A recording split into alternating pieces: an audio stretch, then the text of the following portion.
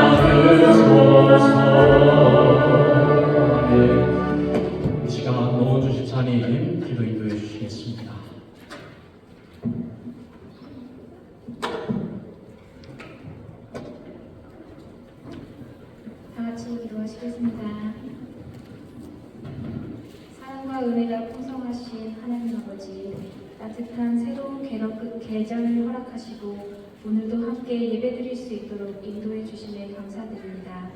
주님, 우리 삶 속에서 크고 작은 일들을 인도하시되 우리 이민자의 길을 걸어가는 성도들의 앞날도 주님께서 다스려 주옵소서.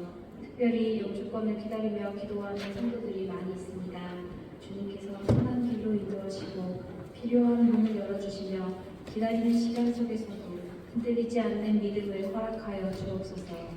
또한 4월부터 시작하는 문화센터를 위해 기도합니다.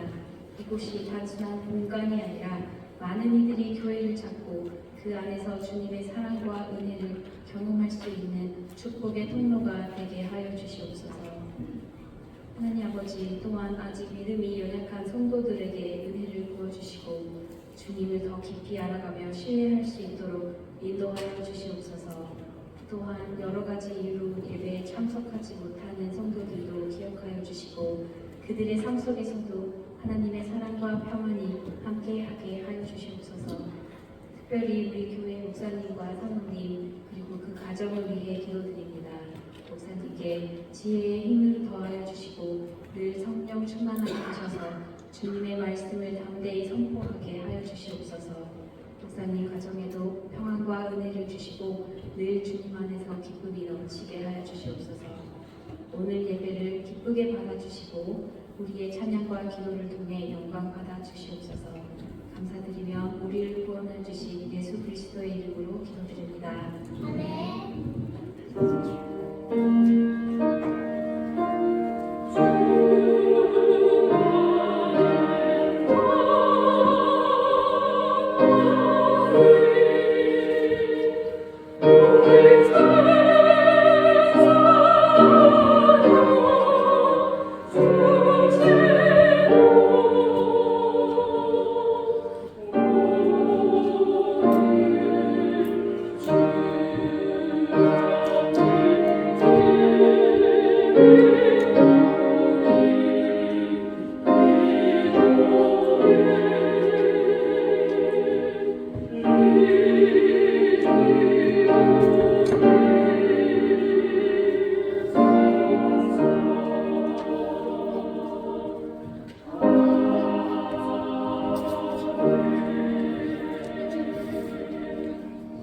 찬송가 151장 찬송 부르겠습니다.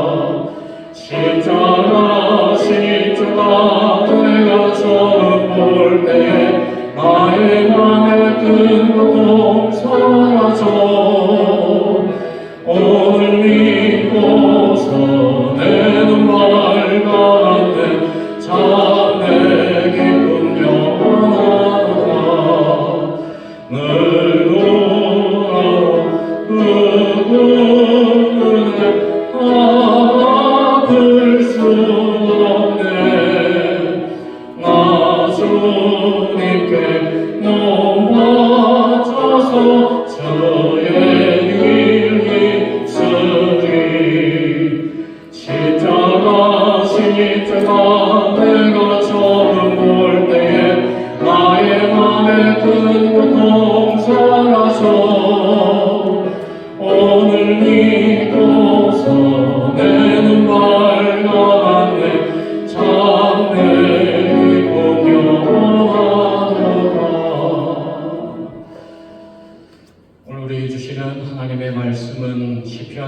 시편 1절에서 6절, 누가복음 12장 18절에서 21절 말씀을 합독하도록 하겠습니다. 먼저 시편 말씀 보도록 하겠습니다. 나의 영혼이 잠잠히 하나님만 바라며 나의 구원이 그에게서 나오는도다. 오직 그만이 나의 반석이시요 나의 구원이시요 나의 요새이시니 내가 크게 흔들리지 아니하리로다. 넘어지는 담과 흔들리는 울타리같이 사람을 죽이려고 너희가 일제히 공격하기를 언제까지 하려느냐. 그들이 그를 그의 높은 자리에서 떨어뜨리기만 꾀하고 거짓을 즐겨하니 입으로는 축복이요 속으로는 저주로다 쓴다. 나의 영혼아 잠잠히 하나님만 바라라. 물은 나의 소망이 그로부터 나오는도다. 오직 그만이 나의 반석이시요 나의 구원이시요 나의 요새이시니 내가 흔들리지 아니하리로다. 누가복음 말씀 공독합니다. 또 이르되 내가 이렇게 하리라. 내 곳간을 헐고 더 크게 짓고 내 모든 곡식과 물건을 거기에 쌓아두리라. 또 내가 내 영혼에게 이르되 영혼아 여러 해 쓸 물건을 많이 쌓아두었으니 평안히 쉬고 먹고 마시고 즐기자 하리라 하되 하나님은 이르시되 어리석은 자여 오늘 밤에 너희 영혼을 도로 찾으리니 그러면 내 준비한 것이 누구의 것이 되겠느냐 하셨으니 자기를 위하여 재물을 쌓아두고 하나님께 대하여 부유하지 못한 자가 이와 같으니라. 아멘. 이 시간 성가대 찬양 드리겠습니다.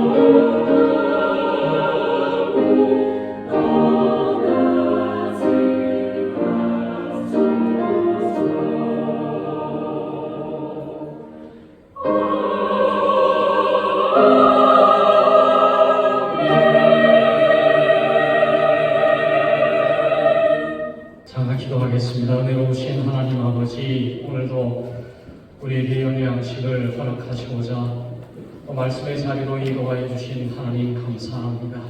오늘도 주신 말씀 전하는 자, 듣는 자가 함께 하나님의 음성을 듣게 하시고 전하게 하시고 은혜를 경험하고 말씀대로 순종하며 살아가는 복된 시간 되게 하여 주옵소서. 성령으로 충만케 하여 주옵시기를 원하옵고 예수 그리스도의 이름으로 기도드리옵나이다. 아멘. 자, 오늘 우리는 사순절 세 번째 주일을 이제 지내고 있습니다. 우리 주님께서 이 땅에 오신 이유가 여러분 무엇입니까? 우리의 영혼을 구원하시기 위해서 우리 주님께서 이 땅에 오신 것이고 또 우리를 구원하시기 위해서 십자가를 지시는 그 귀한 기간을 우리는 준비하며 기리고 있습니다. 그래서 오늘 이 귀한 기간을 지내면서 늘 우리 주님의 은혜에 감사하며 주님의 그 사랑을 묵상하는 귀한 기간이 되기를 바랍니다. 오늘 우리 저와 여러분들은 예수를 믿는 그리스도인이다라고 말할 수가 있지요. 예수님을 나의 구주로 믿는 모든 사람은 어떤 사람이든지 간에 구원받은 사람이고 그 영혼이 구원을 받은 자다라고 말할 수가 있습니다. 그래서 여러분, 그리스도인의 특징이 뭐냐라고 하면 그리스도인의 특징은 영혼을 바라보는 마음이 있다라고 볼 수가 있습니다. 영혼에 대한 관심이 있다. 영혼을 사모하는 마음이 있다. 그것이 바로 그리스도인들이다라고 말할 수가 있어요. 왜냐하면 우리가 예수를 믿으면 우리의 마음속에 하나님의 영이 임하시기 때문에 그렇습니다. 하나님이 우리의 마음속에 임하셔서 영이신 하나님과 영으로 교제하기 때문에 영혼에 대한 관심, 영에 대한 관심이 있다는 거예요. 바로 하나님께서도 영혼에 대한 관심이 있습니다. 왜냐하면 하나님이 영이시기 때문에 그래요. 그래서 하나님은 영이시니 예배하는 자가 영과 진리로 예배할지어다. 신령과 진정으로 예배할지니라. 하나님도 우리의 마음에 관심이 있고 우리의 영혼에 관심이 있는 것이에요. 우리가 영혼에 관심이 있는 것처럼 그리스도인이 아닌 사람들에게는 영혼에 관심이 없습니다. 오히려 육체와 물질적인 것에 관심이 있는 것이죠. 그래서 마지막 때가 되면 많은 사람들이 물질화될 것이다 라고 말씀하고 있죠. 많은 사람들이 영혼보다는 육체에 관심이 더 많아질 것이다. 그렇게 성경은 말씀합니다. 마지막 때, 말세 때가 뭐냐? 하나님의 심판의 때다라고 말씀하시죠. 마지막 때에는 하나님의 심판이 이제 나무 뿌리에 놓여져 있는 시기를 말씀하고 있습니다. 성경을 보면 마지막 때의 징조가 나와 있죠. 오늘 우리가 살고 있는 이 시대는 마지막 때예요. 누가 봐도 마지막 때. 예수 안 믿는 사람들조차도 말세야 말세라고 말하는 시대가 오늘 우리가 살고 있는 시대입니다. 예수님께서 사셨던 그 시대도 말세라고 했습니다. 근데 예수님께서 승천하시고 2000년이 지난 지금 말세일 수밖에 없는 것이죠. 여러분, 마지막 심판을 당하는 그 시대가 되면 사람들의 마음속에 하나님을 사랑함보다 세상을 사랑할 것이다. 육체를 사랑할 것이다. 물질을 사랑할 것이다. 하나님보다 돈을 더 사랑할 것이다. 그것이 바로 마지막 때의 징조요 특징이다라고 말할 수가 있습니다. 여러분, 노아의 때도 똑같았어요. 노아의 때가 어떠했는지를 제가 말씀을 보면 창세기 6장 1절에서 3절 말씀에 보면 사람이 땅 위에 번성하기 시작할 때에 그들에게서 딸들이 나니 하나님의 아들들이 사람의 딸들의 아름다움을 보고 자기들이 좋아하는 모든 여자를 아내로 삼는지라. 여호와께서 이르시되 나의 영이 영원히 사람과 함께 있지 아니하리니 이는 그들이 육신이 됨이라. 그러나 그들의 날은 120년이 되리라 하시니라. 마지막 심판을 앞둔 노아 시대의 특징 뭐라 그랬습니까? 그들이 육신이 됩니다. 그들이 육신이 됐다라는 무슨 말이에요? 육체를 더 사모하게 되었다라고 말했습니다. 육체에 관심이 있고 물질에 관심이 있고 보이지 않는 것보다 보이는 것에 관심이 있다.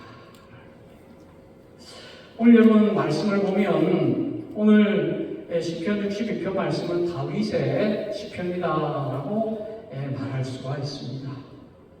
오늘 이 시편 말씀을 보면 다윗의 특징에 대해서 우리에게 잘 보여주고 있어요. 다윗의 특징이 뭐냐? 다윗의 특징은 영혼에 관심이 있다라는 거였습니다. 영혼에 관심이 있다라는 것은 하나님에게 관심이 있다라고 하는 말씀이에요. 이것은 다윗의 아주 신앙의 깊은 깨달음이었습니다. 다윗이 그의 인생을 돌아보면서 참으로 나에게 중요한 것이 뭔가?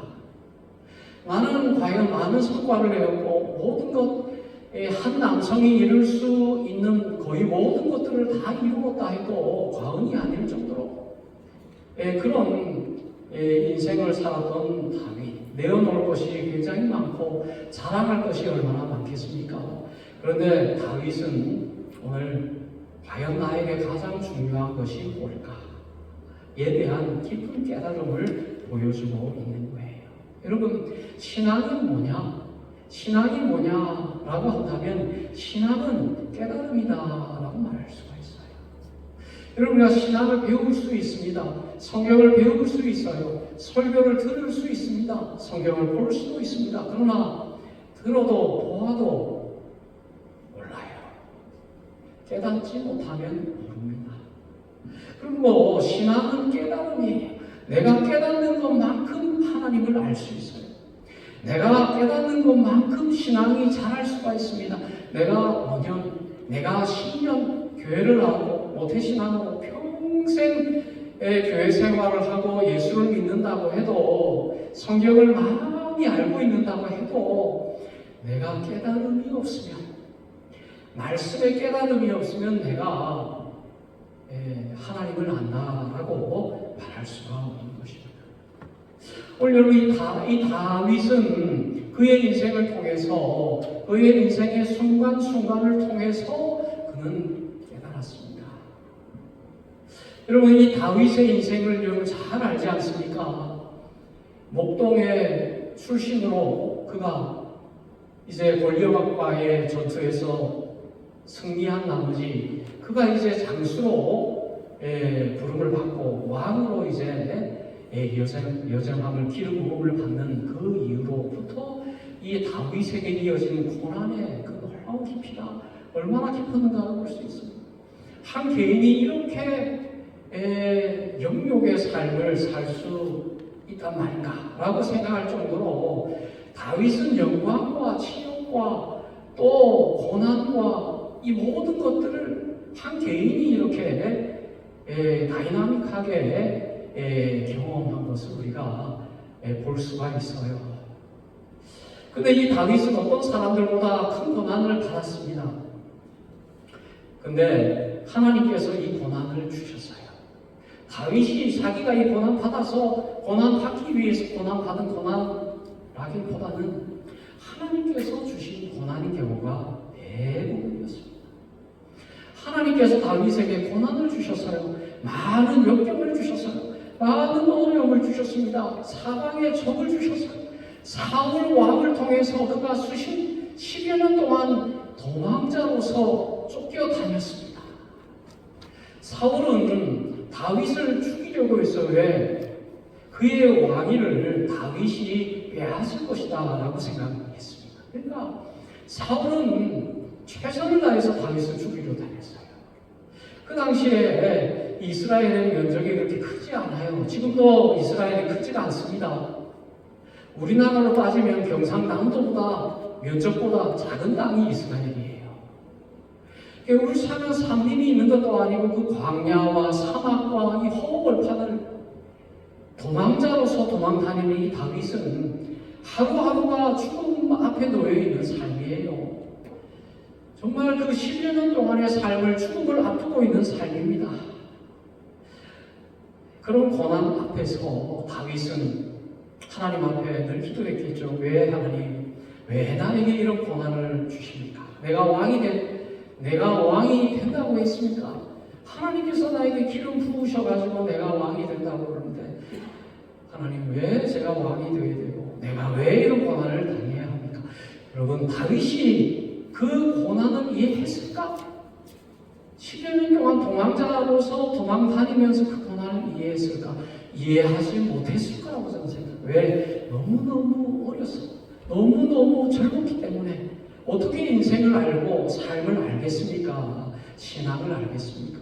어쩌다가 골리앗을 돌로 쳐서 죽여가지고 한순간 스타가 되었는데 그가 믿음이 크다라고 말할 수가 없는 거예요. 어린 아이와 같은 그런 모습일 수밖에 없는 것입니다. 이해할 수 없는 그 고난 앞에서도 다윗은 그 고난 앞에서도 하나님 앞에 나아간다는 거예요.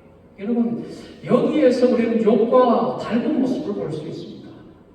여러분, 욥 또한 그가 당했던 이 고난 얼마나 대단한 고난입니까? 그의 자녀들이 한순간 다 죽어버리고 그의 재산이 다 탈취되어버리고 그의 아내도 도망가버리고 그의 육체도 심각한 질병으로 고통받는 이 욥. 여러분, 이 욥이 이 고난을 이해했을까? 이해할 수 없었다는 사실을 우리가 성경을 통해서 볼 수 있습니다. 이해하지 못했어요. 다윗도 고난을 이해했을까? 이해하지 못했을 것입니다. 그러나 이 다윗과 욥의 공통점이 뭐예요? 이해하지 못함에도 불구하고 여전히 하나님 앞에 그의 눈은 하나님을 향해 있었다는 거예요. 그의 시선은 하나님을 바라보고 있었다는 사실. 그가 이해 못할 환경 속에서도 하나님을 바라보았다라는 것입니다. 그것이 바로 믿음이에요. 믿음은 이해할 수 없는 상황 속에서도 바라보는 게 믿음입니다. 보이지 않는 상황 속에서도 보는 것이 그게 바로 믿음입니다. 그러니까 이 다윗은 그 마음속에 믿음이 있었던 거예요. 고난을 이해할 수는 없었지만 고난 너머에서 그를 향해서 역사하고 계시는 하나님을 향한 믿음이 있었다는 사실입니다. 여러분, 그 믿음이 다윗을 만들어가고 있는 거예요. 다윗을 위대한 사람으로, 믿음의 사람으로 만들어가고 있는 것입니다. 여러분, 이 다윗이 그 고난이 없었다면 위대한 인물이 됐을까? 이 10여 년 동안의 이 고난, 수십 년 동안에 이르는 죽기 직전까지 그에게 다가왔던 수많은 크고 작은 그 고난을 통해서 다윗은 위대한 인물로 성숙한 신앙으로 변화되어져 가고 있는 거예요. 여러분, 하나님은 여기시죠? 하나님은 우리의 영혼에 관심이 있습니다. 하나님이 우리의 영혼에 관심이 있다라고 하는 말씀은 우리를 영원히 인도해 가기를 원하신다는 거예요. 여러분, 말씀에 보면 하나님께서는 영원 전부터 우리를 예정하셨다고 했습니다. 영원 전부터 우리의 존재를 예정하셨습니다. 이미 하나님의 마음속에 저와 여러분들이 이미 있었다는 사실이에요. 그리고 하나님은 영원 전부터 우리를 계획하시고 우리를 예정하셨을 뿐만이 아니라 영원토록 우리를 인도하신다라고 말씀하고 있는 거예요. 여러분, 하나님은 우리의 인생을 태어나면서부터 죽기 직전까지의 인생만 관심이 있는 게 아닙니다. 우리가 성숙해서 우리가 돈 벌고 직장 생활하고 사회에서 이바지하고 뭔가 쓸모 있는 삶을 사는 그 기간을 귀하게 여기시는 하나님이 아니에요. 하나님은 우리의 영원 전부터 영원까지의 모든 인생, 우리의 존재 자체에 대한 관심이 있다라는 것입니다. 우리의 영혼에 관심, 우리의 영혼에 관심이 있고 우리의 영혼에 관심이 있습니다. 여러분, 하나님은 그러므로 우리를 단편적으로 인도하지 않습니다. 하나님 우리를 한시적으로 우리를 인도하지 않아요. 어떨 때는 인도하시다가 우리가 주일날 예배 나오고 우리가 헌금 내고 우리가 하나님 잘 섬길 때 착하구나 하고 하나님 나타나시는 하나님, 그런 하나님 아니에요. 하나님께서는 우리를 영원히 보고 계십니다. 영원히 인도하고 계시는 거예요. 여러분, 하나님은 어떤 하나님입니까? 영이신 하나님, 시간에 구애받지 않는 하나님이죠. 하나님은 천년이 하루 같고 하루가 천년 같고, 하나님은 시간을 창조하신 하나님, 하나님은 시간 너머에서 보고 계시는 하나님이시죠. 물질을 창조하신 하나님, 하나님은 그 물질을 보고 계시는 하나님이죠. 그 하나님이 시간에 구애받겠습니까? 물질에 구애받겠습니까? 하나님은 시간에 영향받지 않고 물질에 영향받지 않습니다. 하나님은 불꽃 같은 눈동자로 저와 여러분들을 보고 계시는 하나님. 하나님은 어수룩하지 않아요. 하나님 대충 하지 않습니다. 하나님은 상황을 어떻게 모면하시는 그런 하나님이 아니에요. 하나님은 수학을 창조하신 하나님은, 여러분, 수학의 세계, 과학의 세계, 우주의 세계, 이 정교한 이 세계를 창조하신 분이 누구예요? 하나님이죠. 하나님은 정교하신 하나님이에요. 세밀하신 하나님입니다. 틈이 없으신 하나님이에요. 부족함이 없으신 하나님입니다. 그 하나님이 대충 우리의 인생을 보겠습니까? 대충 보겠습니까? 불꽃 같은 눈동자로 우리를 세밀한 눈으로 우리를 보시고 간섭하시고 우리를 지금도 인도하시는 하나님이에요. 여러분, 하나님은 우리를 향한 거대한 목적이 있습니다. 하나님의 자녀로 살게 하시는, 자녀다운 삶을 살게 하시는 우리를 향한 목적이 있어요. 단편적으로 장사가 잘 되게 하시고 이렇게 출세하게 하시고 뭔가 잘 되게 하시고, 그것은 우리의 관점이죠. 우리는 그렇게 되기를 바라요. 우리의 인생이 그렇게 되기를 바라요. 우리는 영원히 무슨 어떤 이런 거대한 우리의 인생에 대한 목적이 있습니까? 없죠. 우리가 살고 있는 그 삶의 테두리 안에서 뭔가 좀 잘 돼 있으면 좋겠다. 건강했으면 좋겠고, 잘 먹고 잘 살았으면 좋겠고, 직장도 좋았으면 좋겠고, 자녀들도 대학 갔으면 좋겠고, 직장 생활 이런 우리가 먹고 사는 그 영역 속에 머물러 있는 것입니다. 저와 여러분들. 그런데 우리가 하나님 또한 그럴 것이다 라고 생각하는데 그것이 얼마나 큰 착한 거죠. 우리는 무엇을 먹을까, 무엇을 마실까, 무엇을 입을까, 내가 먹고 살고 내가 살아가는 삶의 영역 속에서 이것을 위해서 기도하고 하나님 붙들고 주세요 하면서 이것이 마치 하나님의 뜻이냐, 우리가 돈 잘 벌면 잘 되면 하나님의 뜻이 이루어졌습니다, 감사합니다, 헌금 좀 더 내고, 이런 단편적이고 세속적인 삶에 머물러서 살아간다는 말이에요. 그러나 하나님 또한 그렇겠습니까? 하나님이 우리가 먹고 마시고 살고 이러한 삶의 영역 속에서 그래 이루어줄게, 좀 더 잘해줄게, 좀 출세하게 해줄게, 좀 더 기도해봐, 좀 헌금 더 내봐, 내가 응답해줄게, 이런 하나님은 우리가 믿는 하나님일 수가 없죠. 그렇지 않겠습니까? 그런 하나님이란 우리가 하나님 믿을 이유도 없고, 그런 하나님은 진정한 신이 아닌 거예요. 그렇지 않습니까? 여러분, 하나님은 우리를 향한 원대한 삶의 목적이 있습니다. 목표가 있어요. 영원전부터 그 목적이 지금까지 이어져 있고, 그 영원한 목적이 이제 완성될 것입니다. 어떤 목적이에요? 우리로 하여금 예수 그리스도의 장성한 분량까지 이르게 하는 거예요. 저와 여러분들이 예수 그리스도의 장성한 분량, 하나님의 자녀, 예수 그리스도처럼 하나님의 자녀, 양아들처럼 되는 그런 위대한 하나님의 목적이 영원전부터 영원까지 이르는 우리를 향한 하나님의 계획이요 목적이야 할 것입니다. 그러니까 우리의 삶에 고난을 주시는 이유는 그러한 원대한 목적을 이루는 도구로서의 고난이라는 거예요. 하나님이 우리가 미워서 우리에게 고난을 주겠습니까? 너무너무 사랑하시는데 그렇지 않죠. 하나님께서 우리에게 고난을 주시고 다윗에게 고난을 주시고 욥에게 고난을 주시는 이유가 뭡니까?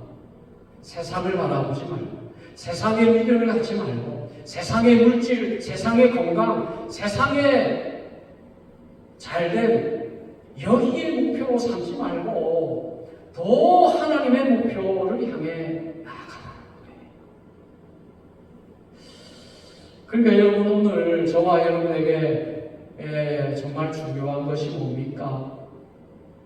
저와 여러분들에게 있어서 기도의 가장 중요한 제목이 뭡니까? 돈입니까? 직장입니까? 명예입니까? 출세입니까? 오늘 저와 여러분들에게 있어서 기도의 가장 중요한 기도의 제목이 무엇입니까? 오늘 저와 여러분들의 영혼이에요. 영혼. 많은 그리스도인들이 영혼에 관심이 있어요. 영혼에 관심이 없어요. 나의 영혼에 관심이 있어요. 자녀들의 영혼에 관심이 있어요. 자녀들의 학점에 관심은 있고 자녀들의 학교에 관심은 있고 자녀들의 출세에는 관심이 있는데 자녀들의 영혼에 관심이 없죠. 나의 재물과 나의 집과 나의 잘됨에 관심은 있는데 정작 나의 영혼에 관심이 없는 것이죠. 하나님은 우리의 영혼보다 더 중요하게 여기는 것은 아무도 없습니다. 여러분 하나님이 기뻐하시는 그 순간이 언제 기뻐하십니까? 영혼이 살아날 때 기뻐합니다. 누가복음 15장 10절 말씀에 내가 너희에게 이르노니 이와 같이 죄인 한 사람이 회개하면 하나님의 사자들 앞에 기쁨이 되느니라. 하나님께서 한 영혼이 구원받으면 하나님이 한 영혼이 죄인된 영혼이 하나님께 회개하고 돌아오면 하나님께서 천국에서 기뻐한다는 거예요. 하나님의 사자들 앞에서 기뻐한다는 겁니다. 오늘 저와 여러분들에게 가장 중요한 것은 영혼입니다. 오늘 영혼에게 관심이 있어야 됩니다. 저와 여러분들의 영혼에 관심이 있어야 됩니다. 오늘 말씀에 보면 한 부자가 나와요. 이 부자가 뭐라고 말합니까? 이 부자에게는 영혼이 있었어요. 그리고 이 부자는 영혼에 관심이 있었습니다. 그래서 오늘 말씀 19절 말씀 뭐라고 합니까?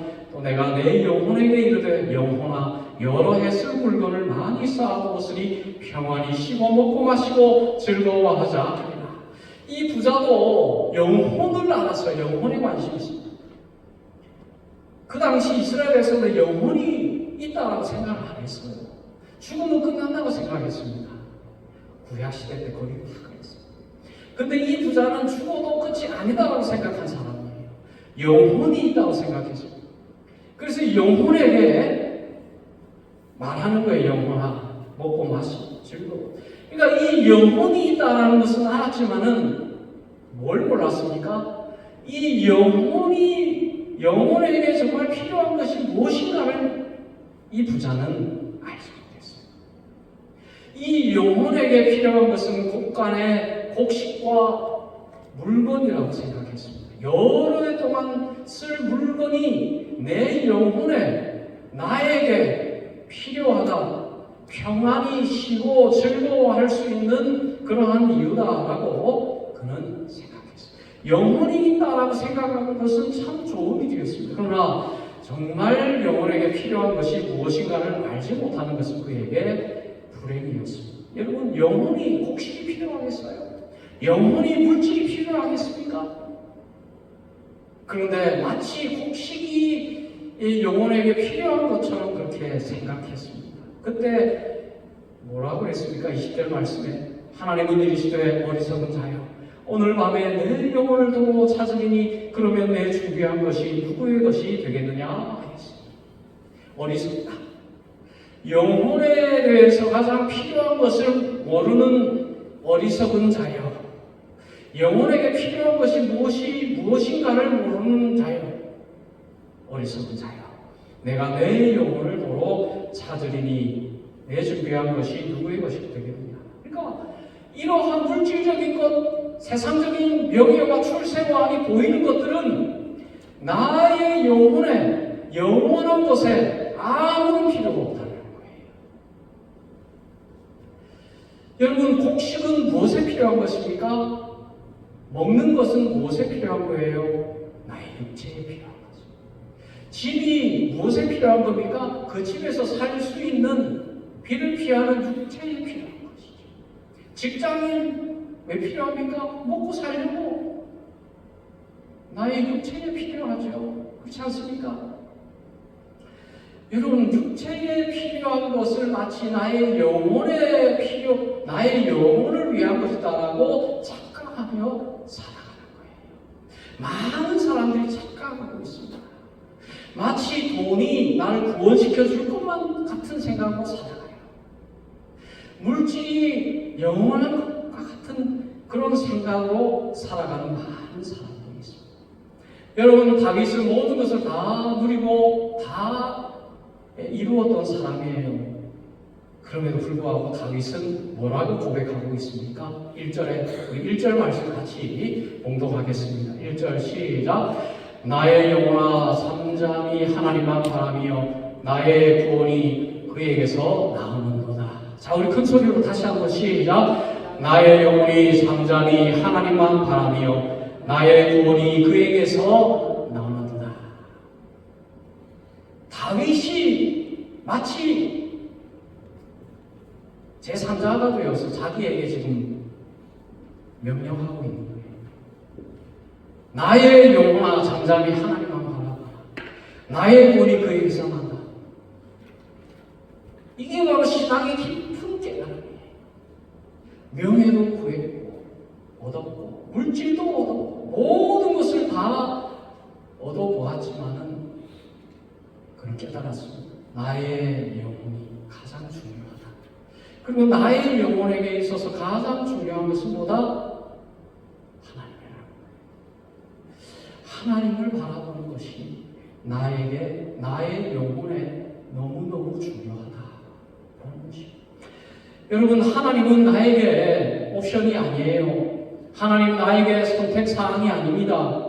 하나님이 나에게 있어도 되고 없어도 되고 하는 그런 하나님이 아닙니다. 그런 하나님은 불쌍해요. 4월 초파일만 하는 불쌍해요. 그 불쌍해는 그냥 4월 초파일날 등만 달아주면 돼요. 그냥 만족시킵니다. 여러분, 우리가 믿는 하나님은 그런 하나님 아니에요. 하나님은 옵션이 아니에요. 하나님은 절대 필요 조건이에요. 없으면 죽는 거예요. 없으면 실패해요. 없으면 아무것도 아닌 거예요. 그게 바로 하나님입니다. 하나님이 있으면 모든 것을 가진 존재지만 하나님이 없으면 모든 것을 잃어버린 존재가 되어버립니다. 돈이 없으면, 직장이 없으면, 건강이 없으면 일부분 없어지는 거예요. 그러나 하나님이 없으면 모든 것을 잃어버린 거예요. 모든 것이 없어진 것입니다. 여러분, 우리가 가지고 있는 거 없어져도 그렇게 크게 중요하지 않습니다. 왜? 다 사라질 것이기 때문에. 물질이나 모든 물질적인 것, 나조차도, 나의 육체조차도 다 사라져. 50년 후, 100년 후 다 없어질 거예요. 그것을 귀하게 바라보는 삶은 참으로 미련한 것입니다. 여러분, 마지막 순간에 우리가 가지고 갈 건 없습니다. 한평 남짓한 땅밖에 필요한 것이 없어요. 그렇지 않습니까? 우리의 육체는 부질없는 거예요. 먼지와도 같아있습니다. 한 줌 먼지와 같은 것이 우리의 육체입니다. 우리가 살아있으니까 대단한 존재처럼 보이죠. 오늘 여러분, 우리의 호흡이 끝나면 이 시간 우리가 죽으면 대단한 존재겠어요? 우리가 죽어도 호흡이 끝나도 아유 목사님 여기 누우세요. 썩어 문드러질 때까지 제가 여기 목사님 지켜드릴게요. 보호하겠습니다. 그렇게 할 사람 제가 죽는 순간 바로 앰뷸런스 불러서 어디로 가요? 냉동고로 바로 들어갑니다. 냉동고로 바로 들어가고 그냥 3일 후에 그냥 잊혀지는 거예요. 누가 나를 기억하겠습니까? 기억할 사람 아무도 없죠. 여러분, 우리의 육체만 봐는 인생의 말로가 허무예요. 없어지는 거예요. 물질은 다 사라지는 거예요. 그것을 마치 영혼을 위해서 필요한 것이냐, 그것을 붙들고 살아가는 얼마나 많은 그리스도인들이 있습니까? 아니에요. 여러분, 우리에게 필요한 것은 하나님이에요. 하나님. 이 다윗은 그것을 보았다는 것입니다. 하나님이 나에게 필요하다. 그래서 여러분, 오늘 여러분 하나님만 바라보세요. 하나님 앞에 여러분 명령하세요. 자기 자신에게 명령. 내 영혼아 잠잠히 하나님만 바라봐. 세상 바라보지 마라. 세상의 물질 바라보지 마라. 있어도 그만 없어도 있으면 좋고 없어도 되는 그런 거 바라보지 마라. 거기에 연연하지 마라. 그것 때문에 울고 웃고 하지 마라. 어차피 50년 후에는 다 사라지는 인생인데 부질없는 거 바라보고 살아가지 마라. 하나님만 바라보고 살아가는 거예요. 하나님. 자, 여러분 한 손을 여러분의 가슴에다 올리세요. 오른손을 여러분의 가슴에 올리세요. 올리세요. 우리 마그 할머니 가슴에 올리세요. 이렇게 고백하십시다. 나의 영혼아, 더 크게 나의 영혼아 잠잠히 하나님만 바라보라. 그렇게 여러분 영혼에게 그렇게 선포하세요. 여러분의 영혼은 지금 울고 있습니까? 웃고 있습니까? 여러분의 영혼은 지금 소외받고 있습니까? 여러분의 영혼의 상태가 어떻습니까? 내 영혼에 관심이 없습니까? 내 영혼이 소외되고 내 영혼이 한귀퉁이에서 눈물 흘리고 있지 않습니까? 내 영혼이 필요한 것은 하나님인데 물질이 아닌데 마치 물질이 내 영혼에게 필요한 것처럼 물질 벌어줄게. 내 영혼이여 즐거워해라. 기뻐해라. 내 영혼이여. 여러분 영혼이 눈물을 흘리고 있어요. 영혼이 울고 있는 그런 분 없습니까? 여러분의 영혼이 위로받아야 됩니다. 여러분의 영혼이 회복이 되어야 됩니다. 영혼이 회복되지 않으면 그 인생이 즐거운 인생이 될 수가 없어요. 즐거운 것처럼 보이지만 그 마음 속에 허탈한 마음을 감출 수가 없는 거예요. 오늘 여러분 하나님 앞에서 하나님 앞에 어떻게 하라 그랬습니까? 소리를 내라 그랬습니까? 잠잠히. 말이 너무 많아. 우리의 말이 너무 많습니다. 하나님 이거 주세요 저거 주세요. 그런데 그게 내 영혼에 필요한 것이 아니란 말이에요. 뭐 주세요 뭐 주세요 뭐 주세요 하나님 앞에 기도하지만 그것이 정작 하나님의 그 영원한 관점에서 보면 너무 부질없는 그런 요구요 기도의 경우가 얼마나 많습니까? 우리가 하나님 앞에서 우리의 말을 줄여야 됩니다. 우리의 생각이 너무 많아요. 우리의 말이 너무 많습니다. 우리의 원함이 너무 많아요. 내 뜻이 너무 많아요. 그것으로 꽉 차 있으니까 하나님이 채울 게 없어요. 내 것으로 꽉 차 있어가지고 나에게 필요한 것이 이거예요 하고 그냥 꽉 차 있으니까 진정으로 필요한 것을 하나님 채워주실래야 채워줄 수가 없는 거예요. 어떻게 해야 됩니까? 잠잠히. 나에게 필요한 것을 가장 잘 아시는 분은 하나님이시다. 나를 창조하시고 내 마음을 창조하시고 내 영혼을 창조하시는 분이 나를 가장 잘 아신다. 그러므로 하나님께서 주실 때에 진정한 행복이요 진정한 축복이 아니겠습니까? 하나님 앞에서 잠잠해야 됩니다. 잠잠. 여러분 하나님 앞서가서는 안 됩니다. 내가 하고 싶어도 내가 좋아 보여도 내가 하나님 앞에 내려놓을 수 있어야 됩니다. 왜냐하면 우리가 하나님보다 지혜롭지 않기 때문에 그래요. 하나님보다 영원하지 않기 때문에 그렇습니다. 하나님의 미련함이 우리의 가장 지혜로움보다 더 낫다 그렇지 않았습니까? 하나님 앞에 잠잠히 하나님만 바라보세요. 다윗은 그것을 느꼈습니다. 자기 뜻대로 하려고 했지만 그것이 하나님의 뜻이 아니었어요. 그것이 나를 위한 것이 아니었습니다. 무엇을 깨달았어요? 하나님 앞에 잠잠하는 거예요. 하나님이 가라 그러면 가고 멈추라 그러면 멈추고 돌아서라 그러면 돌아서는 것, 그것을 배운 것입니다. 오늘 그것이 우리의 마음속에 회복이 되어야 됩니다. 너무 말이 많아요. 너무 생각이 많아요. 너무 뜻이 많아요. 그거 다 내려놓기 전에는 하나님의 뜻이 우리의 삶 속에 드러나지 않습니다. 오늘 여러분, 우리의 영혼 가운데 여러분 고백하십시오. 하나님만이 나의 구원이십니다. 하나님만이 나의 반석이십니다. 하나님만이 나의 요새이십니다. 여러분, 사람을 의지하지 마세요. 물질을 의지하지 마세요. 세상을 의지하지 마세요. 자녀들을 의지하지 마세요. 여러분, 오직 하나님 한 분만을 의지하세요. 그것이 바로 진리입니다. 그것이 바로 하나님께서 우리에게 주신 말씀. 왜? 하나님만이 나의 구원이기 때문에, 하나님만이 나를 잘 아시기 때문에, 하나님만이 나를 인도하시는 분이시기 때문에. 다시 기도하겠습니다. 하나님 아버지, 감사합니다. 오늘 정말 우리의 영혼은 눈물 흘리고 있지 않습니까?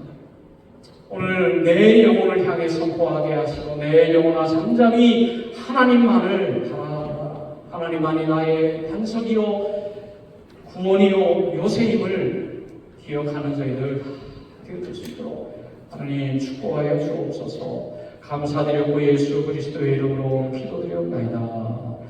아멘. 자, 우리 찬양 나의 영혼이 우리 찬양 찬양했습니다.